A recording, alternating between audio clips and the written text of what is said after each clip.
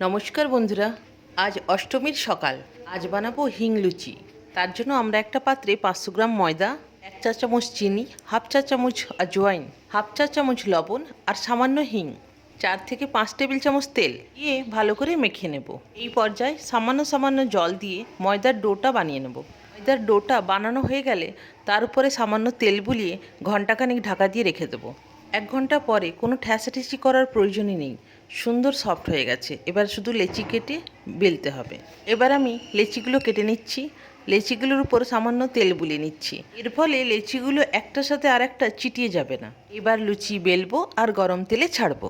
লুচি ভাজার সময় এই কথাটা অবশ্যই মাথায় রাখতে হবে, প্রথমে লুচি ভাজার তেলটা ভালো করে গরম করলেও বাকি সময়টা আঁচটা মিডিয়াম রাখতে হবে। এতে লুচি খুব ভালো ফোলে। আজ অষ্টমীর দুপুর, তাই হিং লুচি, সাথে আলু ফুলকপির তরকারি, ভোগের সন্দেশ, 1 গ্লাস জল।